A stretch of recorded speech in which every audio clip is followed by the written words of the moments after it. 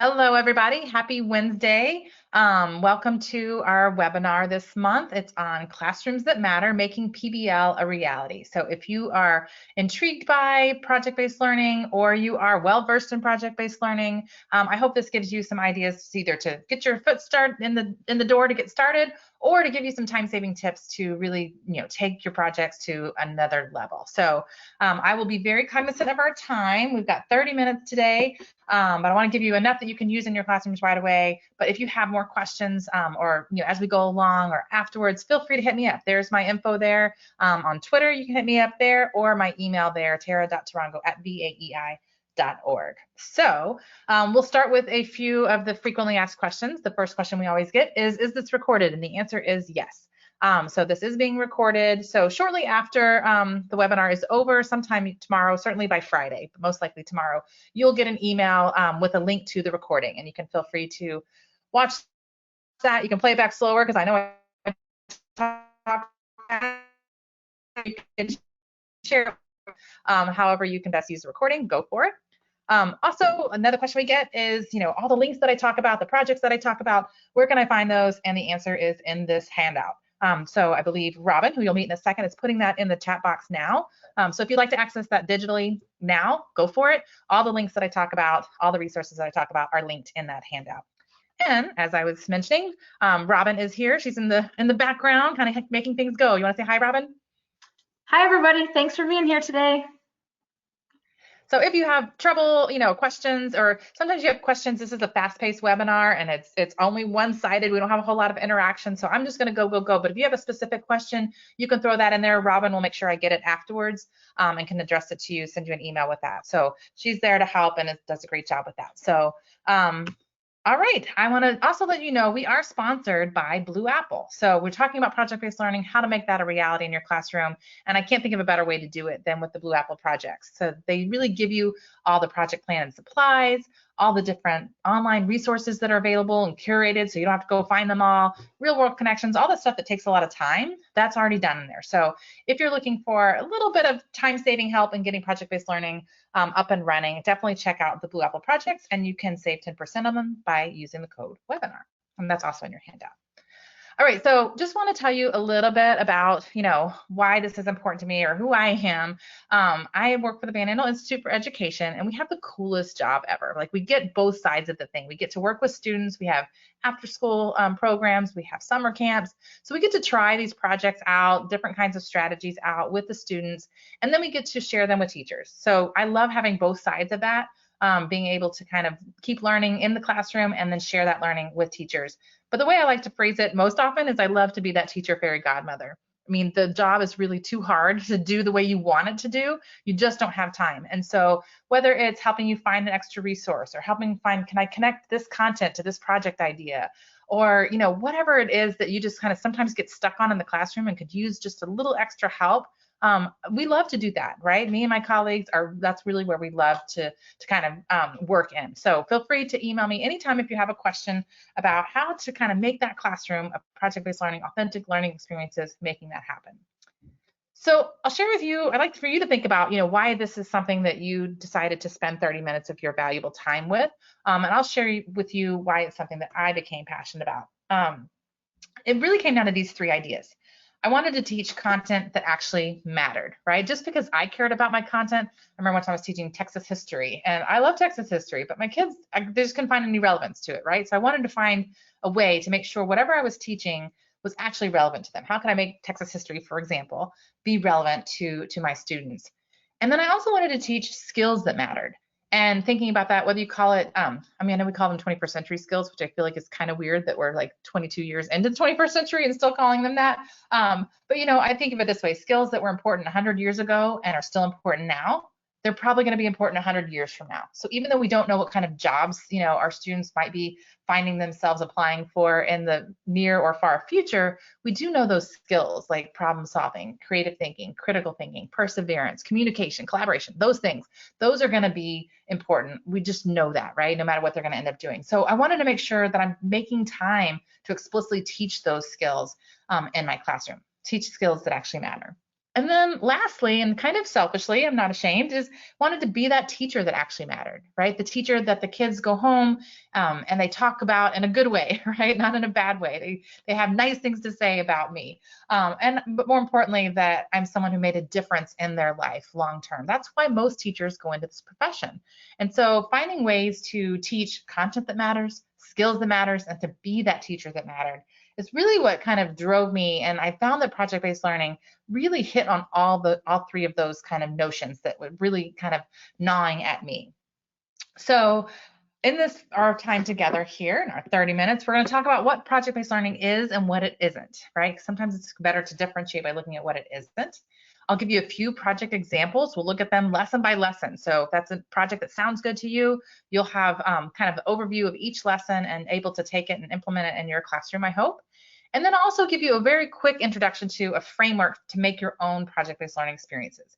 Now, this is a session we do certainly within a whole day, but sometimes even over 3 full days and over kind of the course of a year, we can really hone this and create multiple. So it'll be a super fast-paced version of it, but you'll definitely get something that you can take away. And then if you want to talk more, we can certainly do that. And I definitely want to not leave you empty-handed. So at the end, you'll have a chance to fill out a survey, super quick survey. And if you do that, you will be entered to win a free project. I'll send you, you'll get all the supplies and everything. All right, so what is PBL anyway? So I want you to just think to yourself for a little bit. If we were together, we'd have some time to share ideas and build a collective kind of definition together. But sometimes taking the project-based learning or PBL jargon out of it and just think about an authentic learning experience. What are the characteristics of an authentic learning experience? So just take a little time, you know, as I'm talking, to think to yourself about what those characteristics might look like. And I'm going to share with you 8 characteristics that I've kind of landed on. And maybe if those work for you, you take those 8, steal them, make them yours. Or maybe you want to add to it, or maybe you want to swap some out. But the key thing here is have your list of characteristics, because how will we know if we're successful if we don't have like a clear picture and vision of what it looks like? So I'm going to go through these 8 characteristics with you. And like I said, steal them, morph them, change them, add to them, whatever you think. So the first is sustained inquiry. So this is the idea that students are working for something over a sustained period of time. So often we're kind of stuck in this hour block, right? We have to teach something, we start it, we get through the meat of it, and we finish it within that hour. And as I mentioned, I work for the Van Andel Institute, and part of what we have is a research organization. So we have scientists from all over the world who are researching really grappling with tough scientific problems like Parkinson's disease, cancer.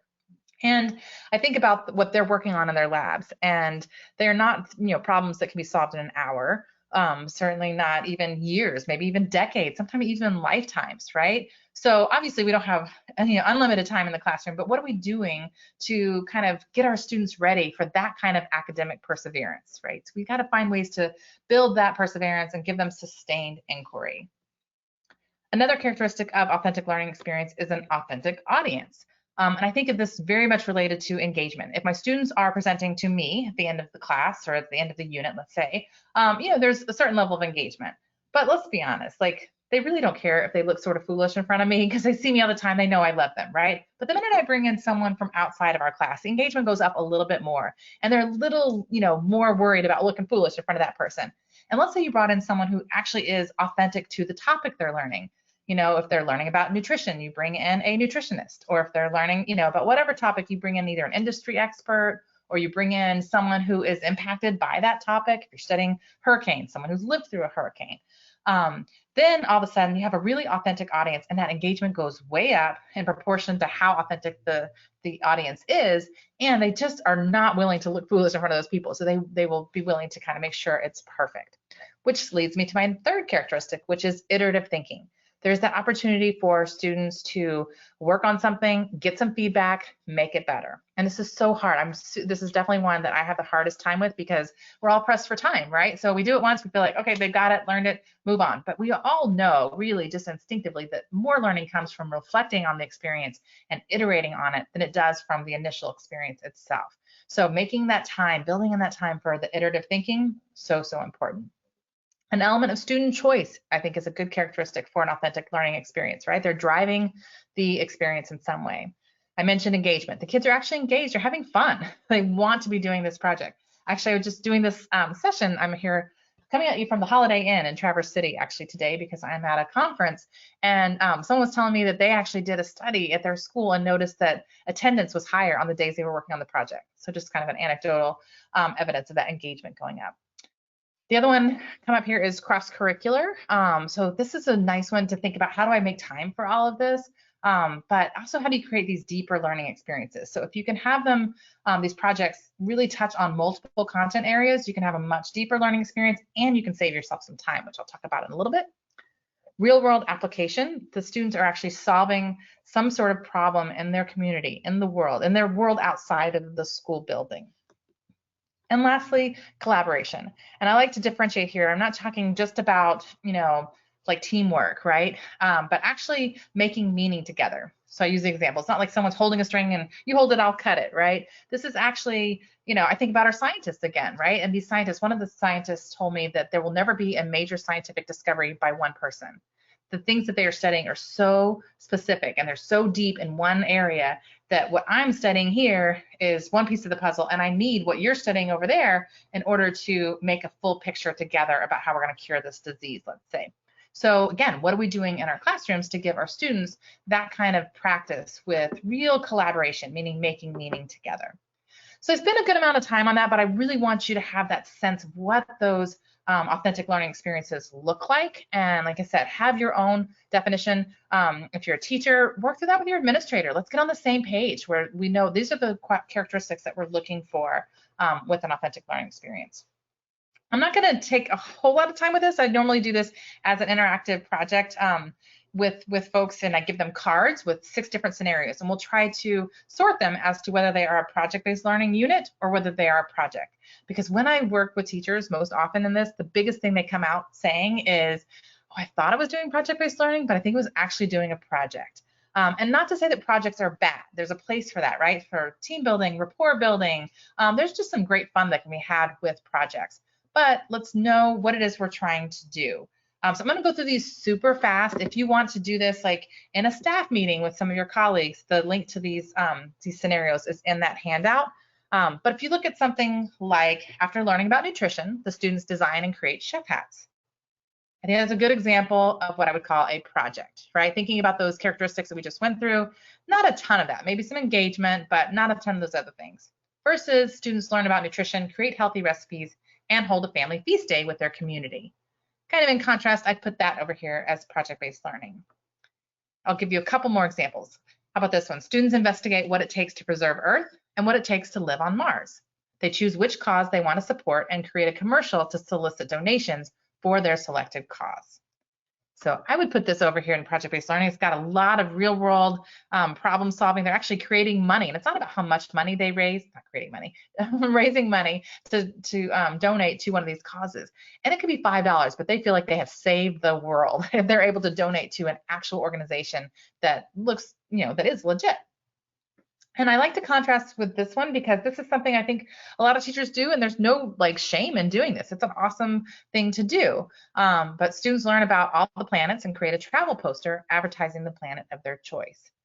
So I put that over here as a project. Like I said, it's not bad. And someone might say, well, there's advertising. That's kind of a real world, sort of skill to persuade. But I hope what you get out of this is actually not so much this is project and this is project-based learning, but it's almost more of a continuum. Right? There's elements of that that's a little bit more project-based learning than, say, the project above it, but it's not quite as rich and meaty and meaningful of a project as the version over here where they are choosing Mars or Earth. We'll do one more contrasting. So how about this one? Students learn about energy conservation and hold a poster session for parents to share what they've learned. So this one sometimes trips people up because you could say they have parents coming in. You're talking about something that's meaningful. But again, thinking of it as continuum, I think if you contrast it with this one, students conduct an energy audit of their school and petition the school board to make changes based on their learning. Now that's really powerful, right? Now they're really making a difference in their school, solving well, I say real world problem. This one happens to be in their school, but it is something larger than, their classroom instruction. So as I said, that's kind of a fun, I mean, I'm sort of nerdy. I call it a fun game to play with some colleagues, or to think about maybe at a staff meeting, to think about the differences between project and project-based learning, not to shame anybody doing projects or say you shouldn't do projects, but let's just know what it is we're going for, what's the goal. And if the goal is an authentic learning experience, let's bring in some more of those characteristics that we just talked about to apply to those projects we might already be doing to sort of move the needle a little closer to that project-based learning. And this is a nice sort of, you can almost use this as a rubric to see where am I in this sort of project versus project-based learning. I'll just point out a couple of these. The first one I think is really critical, that with a project, or sometimes the Buck Institute calls it dessert projects, is when is the project happening? If it's happening sort of, you teach a traditional unit and then you do a project at the end, that's kind of a sign that maybe it's more of a dessert project and not sort of a main course project-based learning, where the instruction is actually integrated into the project, right? The project is the unit. Another one I like to point out is how the skills sometimes are often unrelated to standards or skills, right? So let's say that first one where they're creating a chef hat, right? It's fun, it's engaging, but it's not really related to any standards or content that they need to teach or learn rather. Versus a project-based learning is all about that. It's aligned to the academic standards and the skills that you're trying to reach and master. So this is a handy, like I said, almost a rubric or kind of guide for you as you're thinking about, is what I'm doing a project or is it project-based learning? And again, no shame, nothing wrong with projects, but let's just be clear what we're trying to do. All right, let's show you what this looks like in action. I have a 2-minute video here of a project called Take a Stand. And I want you to just think about some of the characteristics that we talked about earlier, or maybe characteristics that came to your mind, and see if you see any of those in play in this video. It's helpful just to see it in a real classroom. All right, I'll play that now.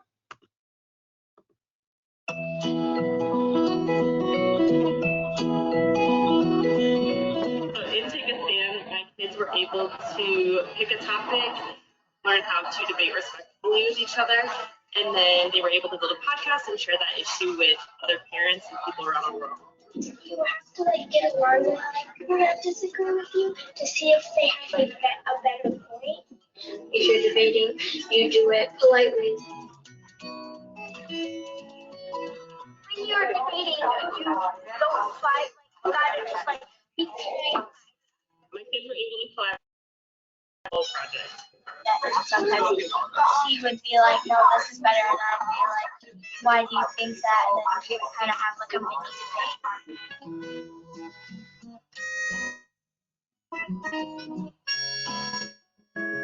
You never just listen to our so we're definitely glad.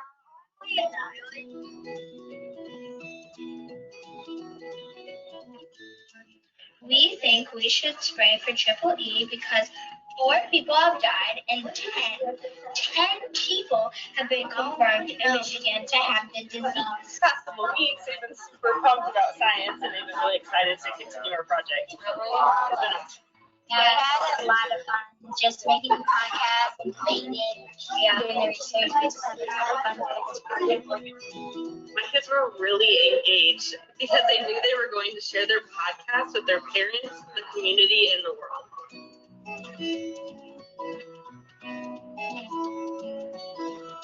So we're following the project. We're still going to be researching.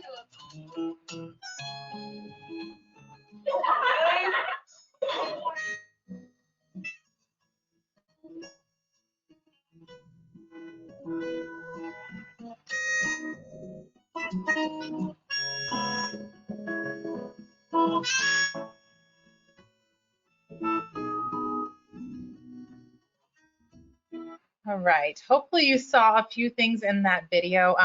One of my favorite things when we're doing this in person is my love-hate relationship with the webinar, right? It's great because we can get you lots of content quickly and from anywhere. But in person, I love it when we have a chance to talk about this video. So many great conversations come out of that. So if you're watching this as a recording with other folks, maybe do that now, pause it and talk to one another. What did you notice? Some of the things I think that really pop up are the kid that says, even though we've stopped the project, right, we're going to keep researching. And I just love that. When I talk about being that teacher that matters, that's really when you know you've created a student who loves to learn. And that's really what we're going for. I also love it, the girl that says, I'm glad we leveled it up, right? So you saw that increased engagement because you wanted to iterate on the project because you care about who it's going to go to. So hopefully you saw some of these characteristics, and like I said, have your own like list of what that means for you, and hopefully that video helped bring it to life a little bit. Sometimes I get asked, how do I make time for this? And we have a whole session we could talk about that and find lots of hacks for that. But just conceptually, I'd like to think about, maybe a lot of folks maybe on here are elementary teachers, and you have a literacy block where you're teaching things like cause and effect, compare and contrast, predictions, asking questions, main idea, details, right? These are very common comprehension strategies that we're taking time to teach. And I just asked, could you teach these with the project that we just looked at in that video? And of course, right, almost all of these concepts you can teach with that. So instead of thinking about it as something else I have to teach, maybe it's just a different avenue, right? We don't have to teach those always with literature. We could teach that through a project. So that's one way to think about saving time. Again, we have lots of time saving hacks on that. But same with math, right? The mathematical practices, right, in the Common Core, that's what's listed here. And you know, good luck trying to understand most of these, but the idea of making sense of problems and persevering in solving them, or reasoning abstractly, like, I don't know how you do that without some kind of project-based learning. So I do think that project-based learning can be a vehicle to do some of the things that you're already doing, and not something else that you're adding on top of that. And lastly, I'll just sort of point out that I think now is really the time, more than ever. I think the pandemic sort of has brought out this real like craving for authenticity in our relations with one another and what we're doing. And so I think there's really an opportunity here to reimagine what teaching and learning can look like in our classrooms. You know, if we turned on a dime and went to remote instruction, not that any of us want to do that again, but we did that. So why can't we now, maybe not on a dime, but a little slower and more intentionally and more purposefully, change teaching and learning to what we got into this profession for it to look like? So I think now is really the time for that to happen. All right, I'm going to share with you a couple of examples really fast. So one is called Food for Thought, and they all follow this framework, which is essentially starting with why, think it through, work it out, fix it up, and share your awesome. So this first project is called Food for Thought, and you can kind of see here how that framework, right, lays out, and then you kind of allocate lessons. So we have one lesson dedicated to why this is important, 3 lessons here for thinking it through, and so on. So I'm going to take you through this one. You know, we start off with a little game that we made up for understanding why this is important, why nutrition matters. And it's as simple as we pass out little shape cards and the kids wonder, you know, what this shape means. You ask them what this means, and then you reveal the big answer. And they're aligned to statistics. So we say, who has a red triangle? And, you know, several students raise their hand and you say, you, my friends, I'm sorry, represent the 1 in 4 Americans who will die of heart disease. So it's kind of a morbid game, but the whole class of 4th graders goes, you know. And so you kind of go through these different statistics, and the kids see, I mean, it's just a simple but powerful way for them to realize that the choices they make in their nutrition impact their own mortality and that of those that they love.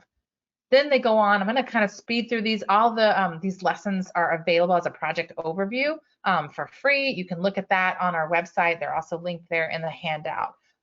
So I'll just kind of give you a really quick sense of what the projects look like as you go through. So they're going to bring food in from home, sorted as to whether it's healthy or not healthy. They're going to study something like GMOs. They're going to learn how to read nutritional labels so they can make some good decisions. And then they decide to write a classroom cookbook, right? So they get in teams, they create some recipes. They have a chance to try them out. Here's an example of a project within a project-based learning unit. So they get to create some chef hats, try out their creations. Then they test them out with a Top Chef competition, and then they finally revise those and have a family and friends feast day. So it's a very quick overview of a project, but I really want to make sure what you get the sense of is that, you know, that sounds great, they're going to have fun, but what about the content? Well, just think about if you do one thing, instead of thinking about, I have to teach decimals, let's say, how can I make it interesting? That's hard, right? How do I make decimals interesting? But if you flip it and say, what's something that my students I know will love to do and find interesting and meaningful? Now, how can I connect decimals to that? So for example, the one that we watched, the video, when they create those podcasts, think about the video timeline that they have and all the different math and decimal work you could do with that timeline, right? So just switching that and thinking about what you can teach. So you can see all these things are available as ideas that you could teach with this Food for Thought project. Don't like any of those? We got more, right? Here's some more. And I just picked 4th grade here to show you, but we did K through 8 standards aligned to each of these projects. Just picking some that we think could easily align, but most often you can align just about anything. So just to give you a sense of, you can teach lots of different things. So if we have time together, if you're watching this and you have time to pause it, think about how you could use that project and what other content connections you can make. Because every time I do this with teachers, they have more and more ideas about, oh, I could teach this with that, this content standard with that project. And there's also a book list, which I think is also really fun to be able to see some great, rich, diverse literature aligned to that particular topic. So each project has a book list. So I'm going to just very briefly introduce you to one more project before talking about how you build your own. And this one's Moments to Remember, and it's a really sweet project. I'm not going to play the video for you because I don't have enough time, but essentially the students work with, you kind of partner up with a retirement center in your community, and they are your best friend in making this happen. And they partner up, they learn a little bit about aging, compassion, and empathy. They plan their visit to go visit with the senior, and then they're going to have interviews and meet the seniors and learn about their life story. They're going to create a biography of their senior citizen. Some of them do them chronologically, some of them do them by theme. What was the theme of this person's life? And so you can use that to structure this biography, write it, revise and edit it, right? To have that iterative stage. And then you're going to put it together and make a little heirloom, which is really fun. Just a few simple materials. You can make it look really nice, and then they go deliver it to their senior citizen. And for older students, sometimes they put that created social media accounts for them and put them on there.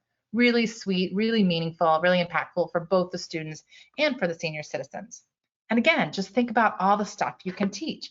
I'm going to give you one example because I just think it's so clever. Not that you have to teach every content area with each project, but it's easy to see how you might use theme, let's say, or life in different areas for social studies. But let's think about science. How would you do that? Well, we ended up partnering students with a senior citizen who was born in the same month. So they're both born in January, even though it might be 50 or 60 years apart, the night sky looked the same. So you can talk about, well, why is that? Well, there's patterns in the night sky.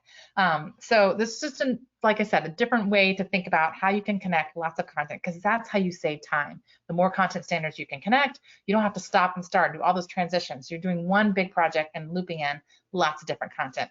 Here's more content ideas. And like I said, there's a link to the different content correlations as well. All right, very lastly, I'm going to give you a 4-step plan for, this is how when we do professional development, we work with you for a whole day. This is kind of the process we go through, but feel free to use this process on your own as well. And it's essentially understand what project-based learning is and isn't, come up with your criteria like we just talked about, find your PBL idea. I can only I have a very limited attention span. So to me, about 2 paragraphs is about all I can stomach to decide whether a project is a good idea for me or not. So we created about 50 of these project idea cards that are about 2 paragraphs, because there's tons of ideas, but some of them are like pages and pages. I just can't weed through it. So if you're like me, check out this, lots of free ideas. So find your idea.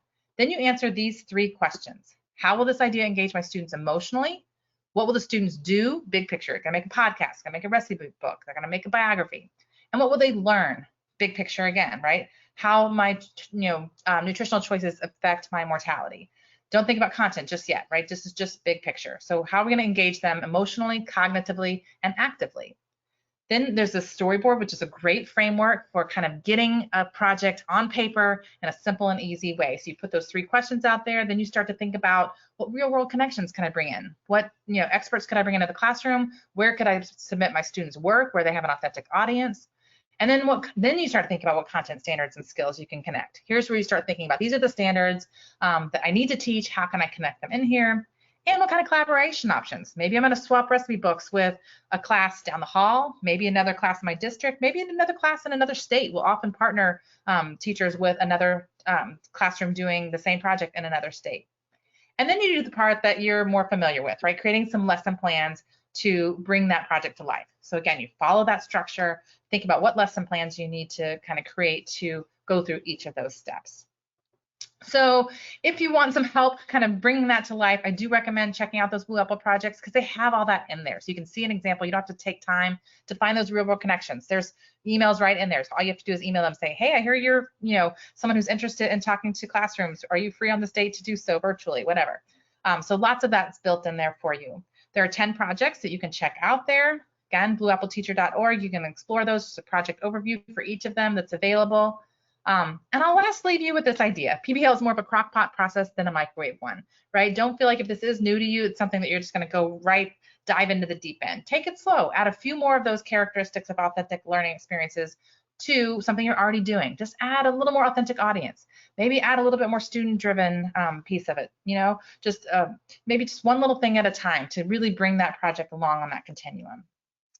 And I'll just also tell you, we're better together. If this is something that you would like some help with, we love to do this, right? And we like to kind of put it in these 3 buckets, give you the professional development so you understand how to do this, but also provide the resources so you're not having to create this all yourself.